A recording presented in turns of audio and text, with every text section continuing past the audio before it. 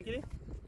शेतकरी मित्रांनो, हळद लागवड केल्यानंतर सर्वात महत्त्वाचं काय करायचं तर आपली हळद पाऊस पडल्यानंतर ही पूर्ण खाली डगरल्या जाते, उघडी पडते, त्याच्यावरती माती पूर्ण नालीमध्ये येते. आणि दुसरी गोष्ट, हळद लागवड करताना जे मजूर वर्ग असते ते आपला हळदीच्या बेडवर उभा राहतो. त्या मजूर वर्ग उभ्या राहिल्यामुळं आणि आपण हळदीचे टोपले आपला मजूर बायांपर्यंत नेण्यासाठी जे पायाने हळद बेड डगरणे ही परिस्थिती निर्माण होते आणि पूर्ण साधारणतः 25% बेड जे आहेत आपले ते डगरतात. तर त्यासाठी आपल्या शेंगा उघड्या पडतात आणि अति पाऊस झाला तर आपण काय होते की त्याच्यावरची माती जी आहे ही पूर्ण खाली डगरते, वाहून जाते आणि हळद उघडी पडते. काही जागी तर हळद आपली नालीमध्ये सुद्धा पडल्या जाते आणि वाहून पण जाते. तर ह्यासाठी आपल्याला सर्वात महत्त्वाचं काय करायचं तर हळद लागवड केल्यानंतर ताबडतोब त्या दिवशी किंवा दुसऱ्या दिवशी जमिनीतला ओलावा पाहून पॉवर टिलर आणणे. पॉवर टिलर आणल्यानंतर आपण काय करायचं, मातीचा भर आपला त्या हळद झाकलेली आहे मजुरांकडून तरी पण त्याच्यावर झाकून घेणे हे सगळ्यात महत्त्वाचं आहे.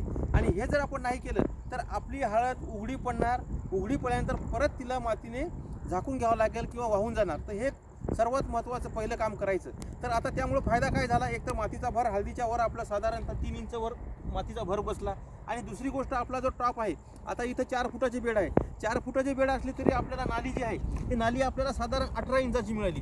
आपण इथं बघू शकता, हे बघा 18 इंचाची नाली मिळाली. आणि अजून सुद्धा याच्यातली नालीतला माल आपण इथं भर म्हणून या साईडला आणि या साईडला देऊ शकतो. आणि आपला टॉप जो आहे तर टॉप सुद्धा आपला रुंद झाला, कारण शेंगा पकडण्यासाठी बघा इथं 28, 29, 30 इंचापर्यंत टॉप झाला. म्हणजे 30 इंच आपला टॉप झाला, 18 इंचाची आपली नाली झाली. म्हणजे 4 फुटाच्या बेडमध्ये अशा प्रकारे आपल्याला इथं जे आहे तर इथं आपल्याला चांगल्या प्रकारे एकदम जबरदस्त 2.5 फुटाचा टॉप भेटला, 1.5 फुटाची नाली भेटली. आणि अजून आपले बेड जर आपल्याला बनवायचे असतील तर आपण बेड डगरले असतील, आता पाऊस जर सुरुवात झाली तर अजून बेड डगरतात, तर त्यावेळेस आपण काय करायचं, अजून बेड मेकर आणायचं आणि त्यांनी पुन्हा पॉवर टिलरने माती वर चढून घ्यायची.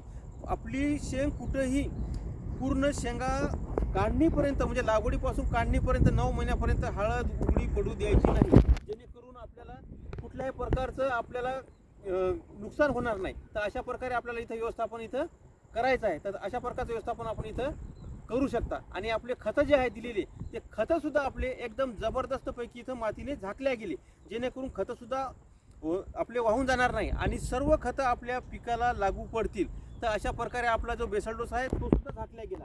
तर असं व्यवस्थापन आपण हळद लागवड केल्या करायचं. बाकी सर्व कामं सोडायचे, पण आंधी हे काम करायचं, तरच आपल्या हळदीचं नुकसान होणार नाही आणि तरच आपल्या हळदीला बेसल डोसचा सुद्धा फायदा होईल आणि हळद झाकल्या जाईल. तर हे काम सर्वात महत्त्वाचं करायचं. धन्यवाद.